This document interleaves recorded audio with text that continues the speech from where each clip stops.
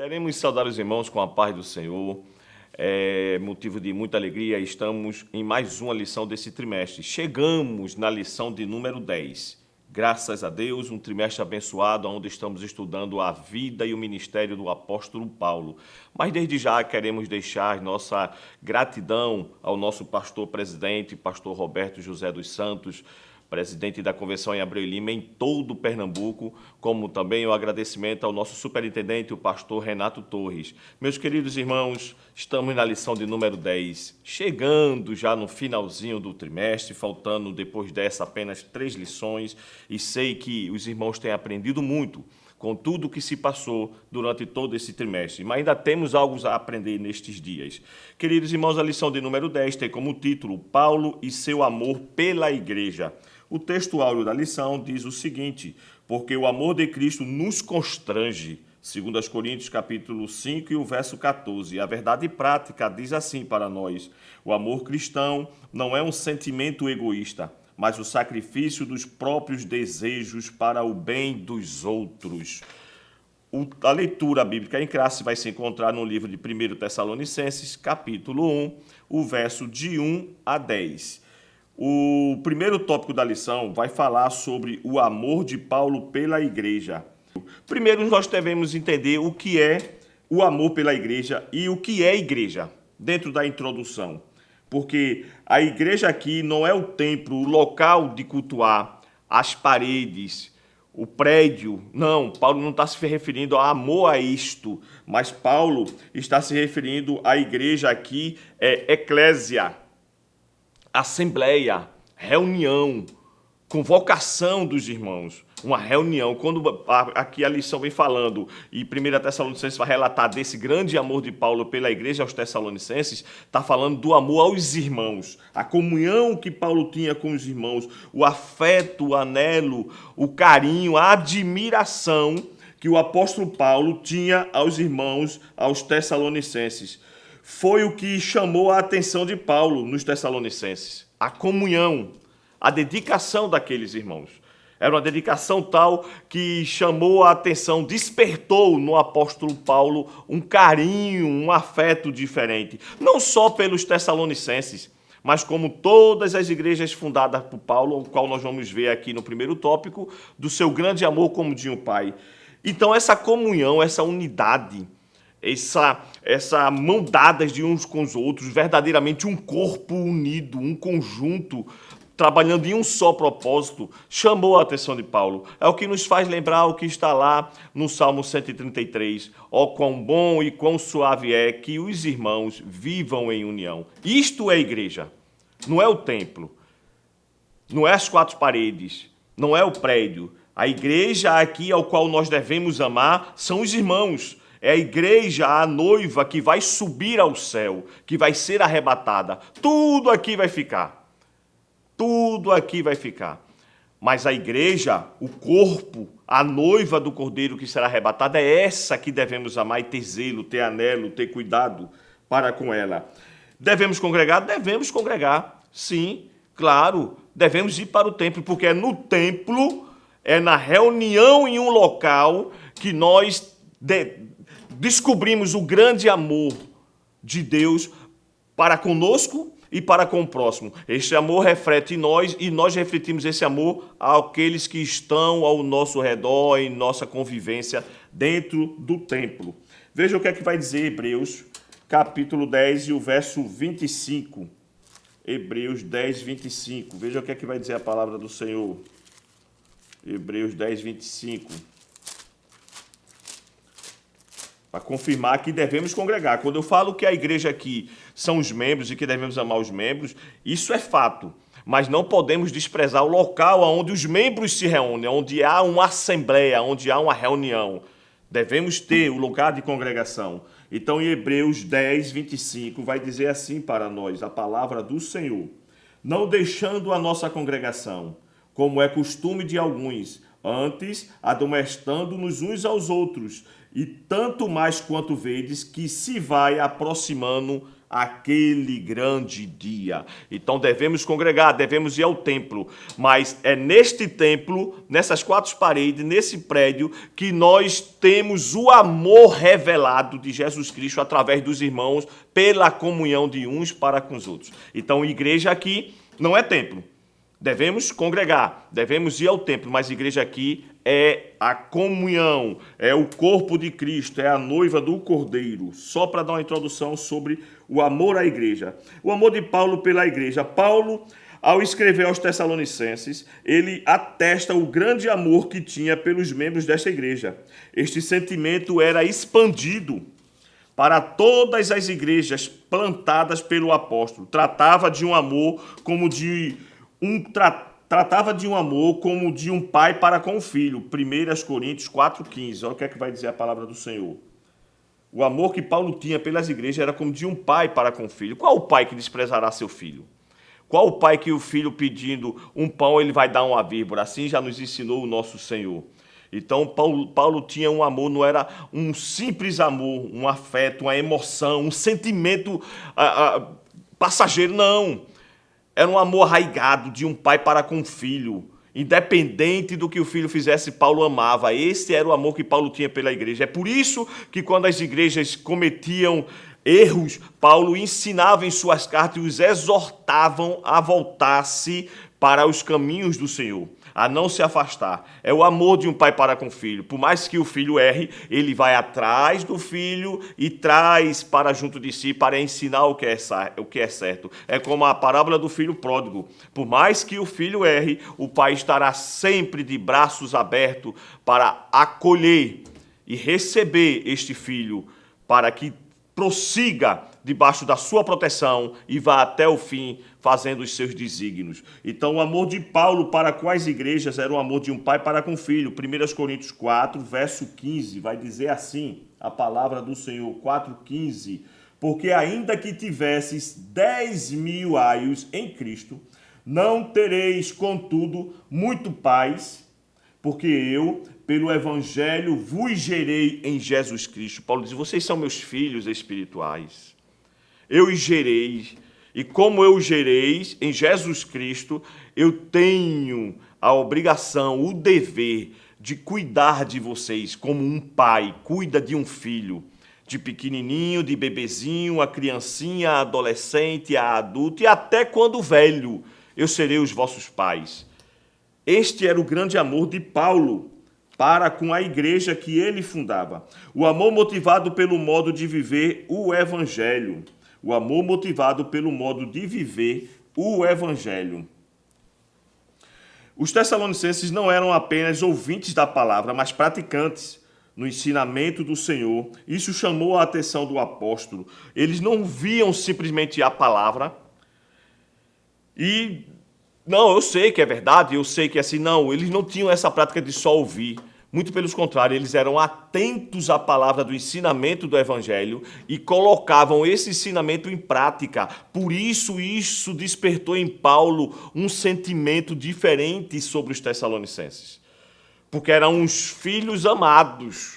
É aquele filho que, ao ouvir o ensinamento, a instrução de um pai, ele coloca em prática para não decepcionar e não frustrar aquele pai.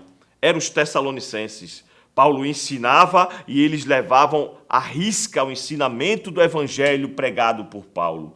Apesar das perseguições, apesar dos grandes conflitos com as nações ao seu redor, os Tessalonicenses se mantinham firmes, seguros dos ensinamentos que tiveram do apóstolo Paulo. Veja o que é que vai dizer na leitura em classe, nos versículos 5 e 6. 1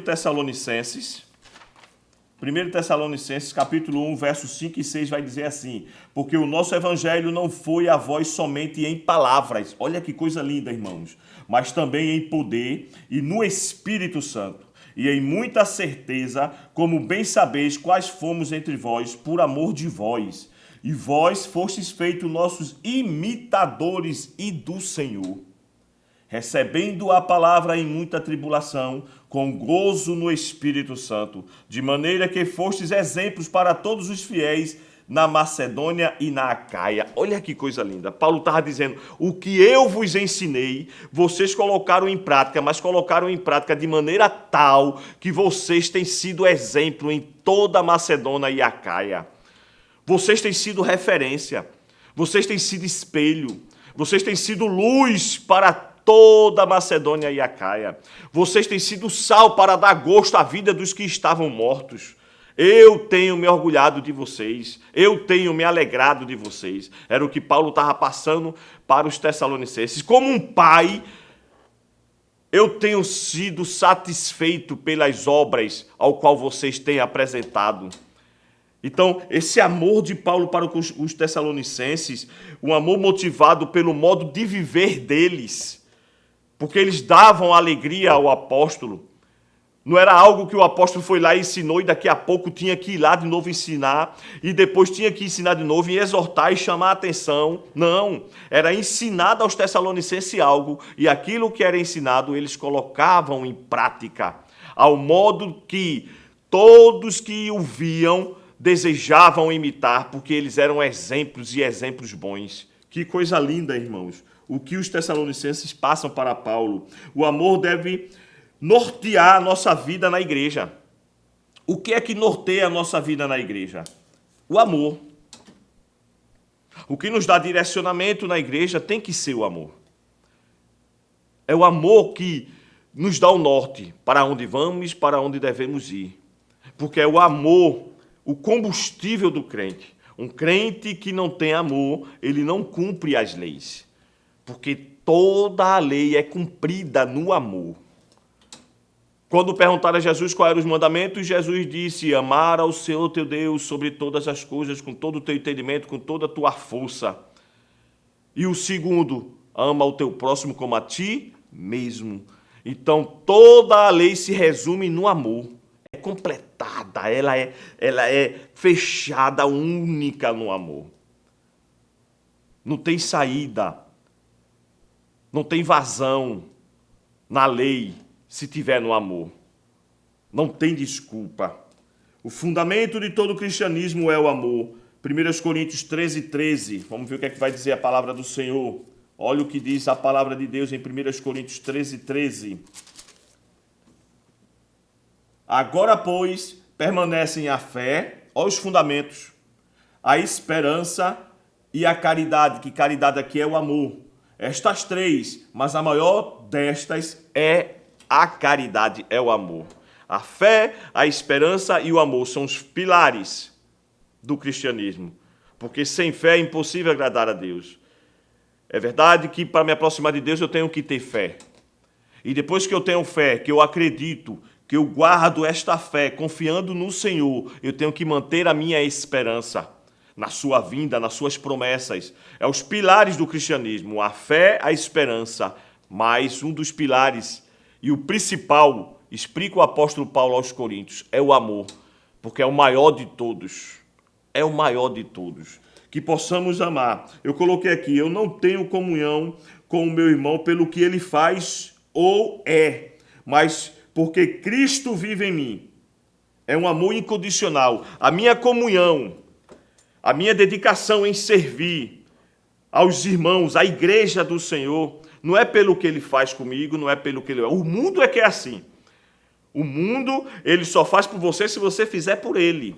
O mundo só vai lhe amar se você o amar. No momento em que você deixar de amar, que você der algum deslize, o mundo vai lhe desprezar. Mas nós cristãos que temos o Espírito Santo, aleluia, habitando em nós, os ensinamentos do Evangelho, Cristo como referência,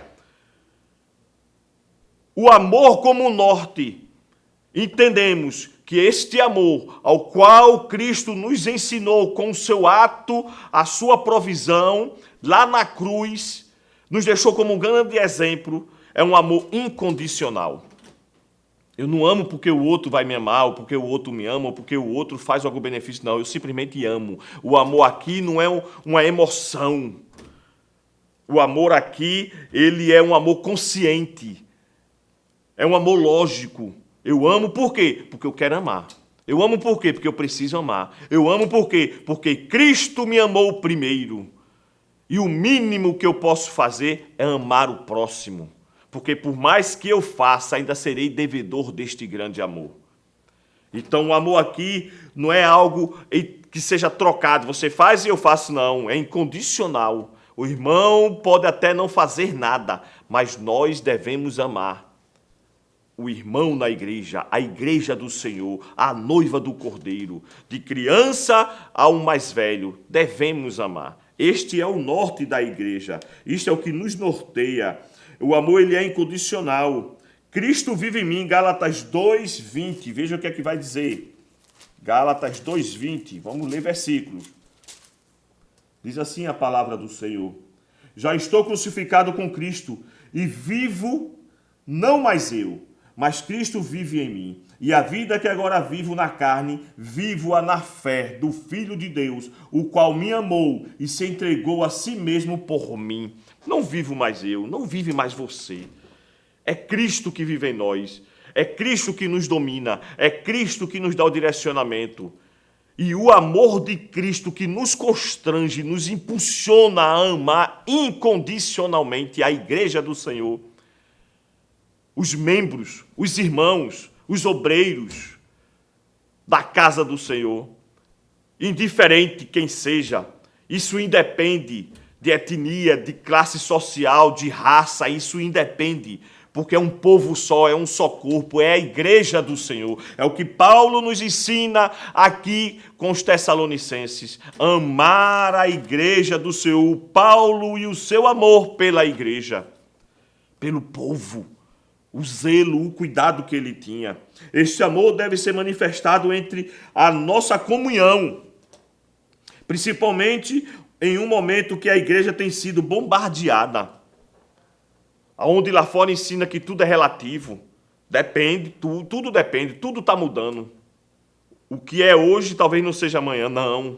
A igreja do Senhor, ela é hoje, ela foi ontem, ela é hoje, ela será eternamente.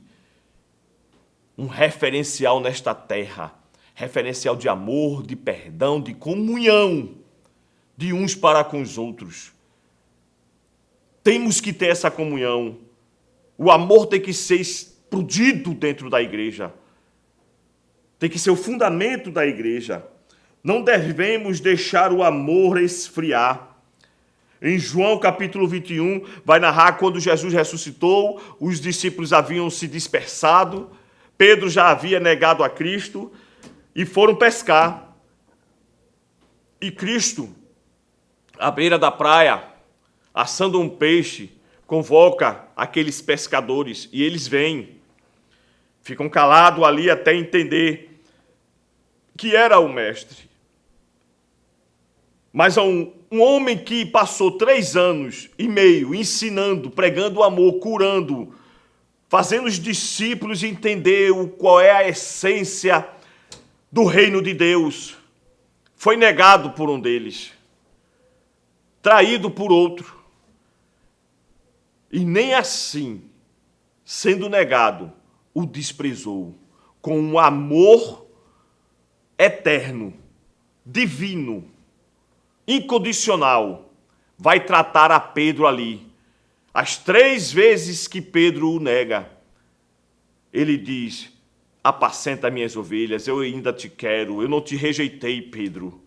Isto é o amor que um pastor, que um obreiro, que um membro deve ter um para com o outro. Um amor incondicional, independe do que o outro fez ou deixou de fazer, independe. Este amor tem que estar arraizado nos nossos corações, na nossa alma, no nosso espírito, no nosso entendimento.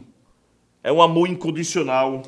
Foi o amor que Paulo apresentou aos Tessalonicenses. Um amor consciente. Não deixe este amor esfriar, igreja. Irmãos, falem na sua sala de aula neste domingo. Não deixe o amor esfriar. Apregoemos o amor de Cristo dentro da igreja. Que possamos perdoar mais, amar mais, entender a limitação do próximo. O que eu posso suportar, talvez o meu irmão do meu lado não possa suportar. O que ele pode suportar, talvez eu não possa. E a gente tem que entender isso. e amar e cuidar uns dos outros. Olha o que Jesus vai dizer em Mateus 24:12. Mateus 24:12. Palavra do Senhor nos falando nesta manhã. E por se multiplicar a iniquidade, o amor de muito esfriará, mas aquele que perseverar até o fim será salvo. A iniquidade tem se propagando, se multiplicado aí fora. E se nós não tivermos cuidado, ela começa a tomar conta de modo sutil, rasteiro, nas igrejas, e a gente vai deixando o amor esfriar, porque as iniquidades vai esfriando. Mas os perseverantes, os baluartes, aqueles que estão firmados na rocha, será e serão sempre um referencial na casa do Senhor, para mostrar que o amor de Cristo é real, que o amor de irmão para com irmão é real, que o amor da igreja é um amor vivo, perdoador, consolador. E é esses que instruirão a igreja no caminho do Senhor com este grande amor, desprezando a iniquidade, menosprezando a iniquidade, que levarão o rebanho do Senhor a ser salvo. Porque os que perseverarem até o fim, esses serão salvos. Glória a Deus. Segundo tópico da lição: amor e fé na igreja. A igreja anda atrelada no amor. A igreja anda atrelada no amor, pois foi por amor que ela foi gerada. Como é que chegamos aqui, irmão, se não foi por um grande amor? Como é que eu entreguei minha vida a Cristo, tenho a esperança da sua vinda, o aguardo ao arrebatamento da igreja, numa belíssima esperança? Como é que eu cheguei até aqui, se não foi num grande amor expressado em um madeiro? Pois a igreja do Senhor foi gerada no amor.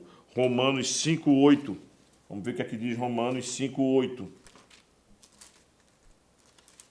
Romanos, capítulo 5, verso 8, vai dizer assim para nós: mas Deus prova o seu amor para conosco em Cristo.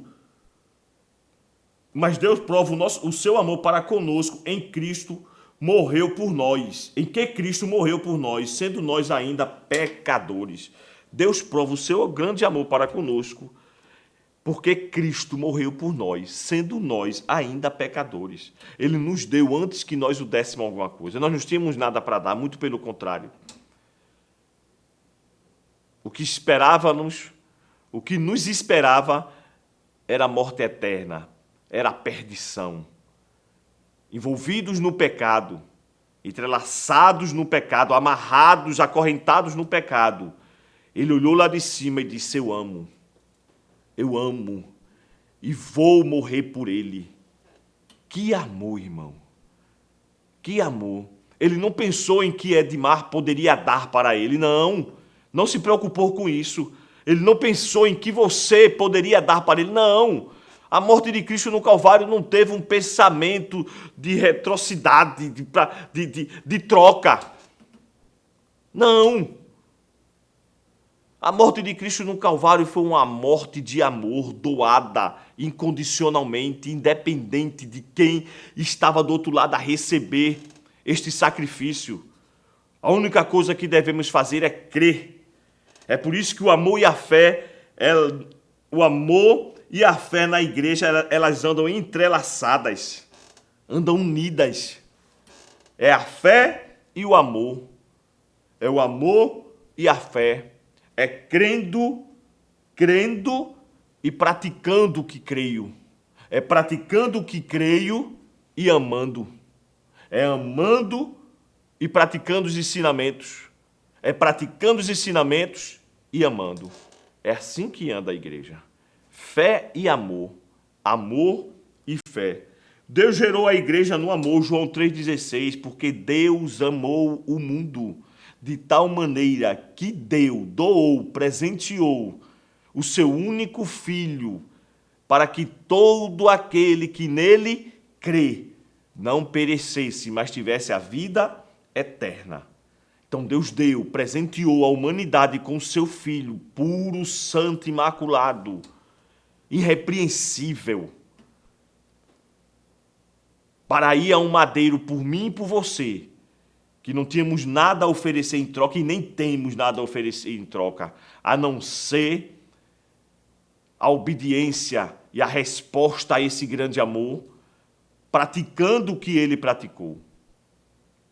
É o amor de Deus.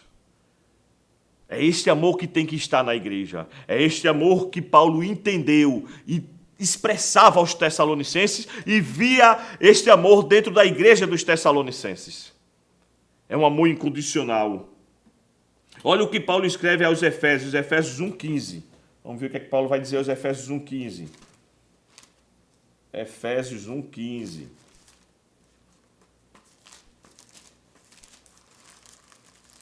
Paulo fala aos Efésios, 1,15 de Efésios. Olha o que é que Paulo vai dizer.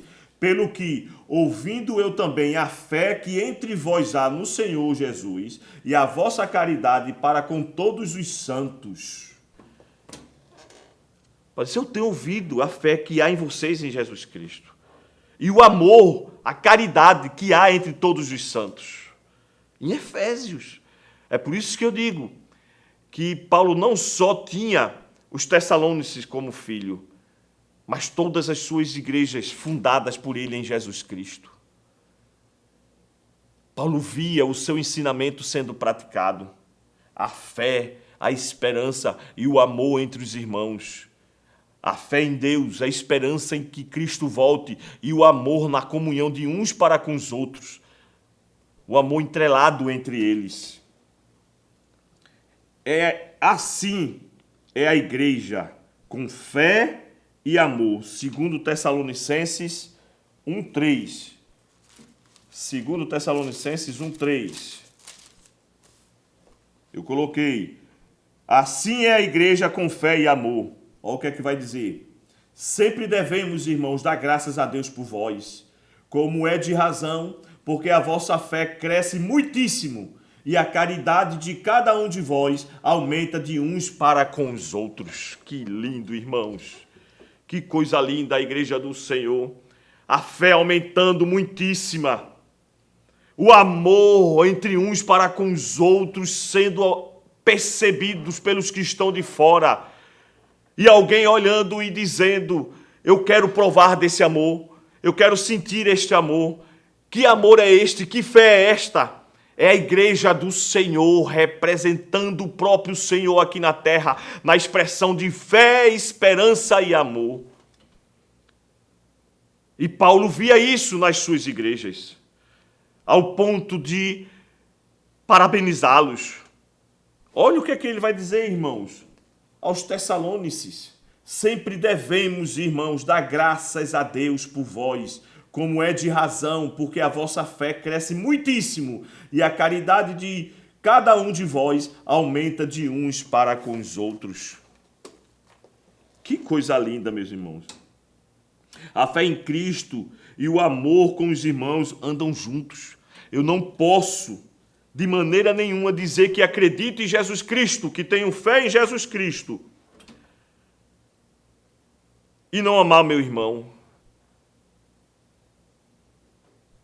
Não tem essa possibilidade de dizer que sirvo a Jesus, que sou servo de Jesus, que creio em Jesus e não amo o meu irmão, não amo o meu próximo. Não tem essa possibilidade, é impossível ter essa expressão de amor,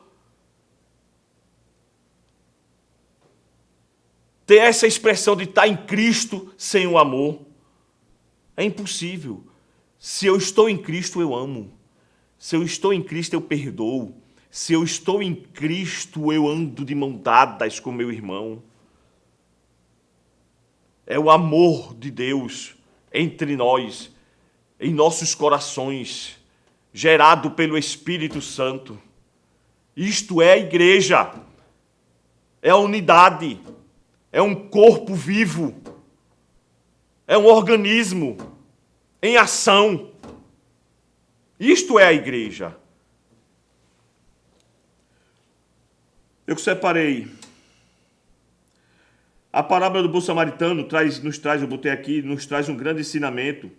A parábola do bom samaritano em Lucas capítulo 10, que alguns diziam servir a Deus, passou um sacerdote, dizendo-se servir ao Senhor, e viu um necessitado na estrada, um moribundo, e passou de longe, por causa da religião, devido à sua religião. Passou um levita, adorador, cantor e zelador da casa do Senhor, religioso, dizendo servir ao Senhor, adorando e cuidando dos utensílios da sua casa.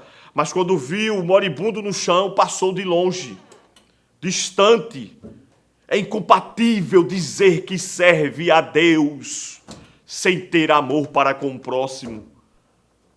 É incoerente abrir a boca e dizer que serve a Deus sem amar o próximo. A igreja do Senhor não anda assim. A igreja do Senhor é como aquele samaritano, independente de ser pastor, de ser levita, de ser sacerdote, de ter cargo na igreja, de ter posição, independe do que você faça na igreja, do que você é na igreja. Quando se vê um necessitado, alguém padecendo, ele para. A igreja do Senhor para e estende a mão ao necessitado e põe em pé. Porque foi o que Cristo fez conosco. Nos tirou do monturo, do lamaçal. Nos limpou, nos deu nome, nos colocou de pé e nos garante a entrada do céu. Isto é a igreja do Senhor, seguindo a Cristo, servindo e seguindo a Cristo. Último tópico. As 3 virtudes na igreja de Tessalônica: fé, amor e esperança. É os pilares, irmãos. Fé, amor e esperança. 1 Tessalonicenses 1,3, a gente leu aí, que vai dizer: lembrando-nos, sem cessar da obra da vossa fé, no trabalho do amor e da paciência da esperança. E ele fala paciência da esperança em nosso Senhor Jesus Cristo diante de nosso Deus e Pai. A fé é demonstrada por obras. Tiago 2,18, vamos ver. Tiago 2,18, a fé é demonstrada por obras. Tiago 2, verso 18. Mas dirá alguém, tu tens a fé e eu tenho a obra. Mostra-me a tua fé sem as tuas obras e eu te mostrarei a minha fé pelas minhas obras. Toda a fé é demonstrada por obra. É impossível, irmãos, diga isso na sua sala. É impossível dizer que crê em Jesus Cristo e não amar o próximo, e não estender a mão para o necessitado, e não socorrer o seu irmão que está na igreja. É impossível. Se não faz isso, precisa se converter. Precisa de fato ter um encontro com Jesus. Porque quem tem um encontro com Jesus, quem anda na fé de Cristo, ele tem amor no coração. Ele tem zelo, cuidado pela igreja do Senhor. Ele ama o povo de Deus. Eu tenho fé. E sem as obras, eu não mostro a minha fé. Eu só mostro a minha fé pelas obras. Agora olhe para cá. Em Efésios 2, verso 8, vai dizer: pela graça sois salvo. Isto não vem mediante a fé. Isto não vem de vós, é dom de Deus. Pela graça sois salvo mediante a tua fé. Isto não vem de vós, é dom de Deus. Não vem das obras para que ninguém se glorie. Ou seja, a salvação é pela graça, não é mérito meu. Mas uma vez que eu sou salvo, que eu creio em Jesus Cristo, eu pratico boas obras. Vou explicar. Você pratica boas obras porque você é salvo e não para ser salvo. Ninguém faz boas obras para ser salvo. Fazemos boas obras porque somos salvos. E por ser salvo, nós temos Cristo em nossa vida. Nós temos o poder do Espírito nos movendo. E com esta salvação, com a presença e a ação do Espírito Santo, nós praticamos boas obras. Aleluia. Esta é a fé cristã. O amor. Em Tessalônica tinha correção e exortação, mas tudo atrelado no amor. Não era uma correção para envergonhar e matar, mas uma correção para edificar e restaurar, pois não existia doutrina instituída do amor. Eles eram instruídos, eles eram ensinados, mas no amor de Deus, na longanimidade, assim como Deus nos ensina até hoje. Nós praticamos erros e Deus, na sua longanimidade, no seu infinito amor, vai nos ensinando de maneira paciente, longânima. Meu filho, é por aqui, é assim. Essa é a longanimidade do amor. Esta é a temperança do amor. Exortando, ensinando, instruindo, mas no amor que há em Cristo Jesus. Esperança. Paciência de esperança. Tenha paciência na esperança, porque fiel é o que prometeu. Para ter esperança tem que ter paciência. O salmista disse: esperei com paciência no Senhor. E depois ele vai dizer: ele se inclinou para mim e ouviu o meu clamor. Tenha paciência. Mantenha firme a sua esperança na paciência, porque fiel é quem prometeu. Persevere e confie, pois quem prometeu é fiel. A aprovação é para te fortalecer. Tiago 1:2. Vou ler aqui para vocês Tiago 1:2. Meus irmãos, tende grande gozo ou grande alegria quando cairdes em várias tentações. Olha para que serve a aprovação. Para nos gerar alegria. Crente que passa por provações e se desespera, precisa mais de Deus na vida. As provações vêm para nossas vidas, as tentações vêm para as nossas vidas, para que tenhamos alegria de quando vencermos as tentações e as provações, nós possamos dizer: venci em Cristo Jesus, porque nele somos mais do que vencedores. É em Cristo que somos mais do que vencedores.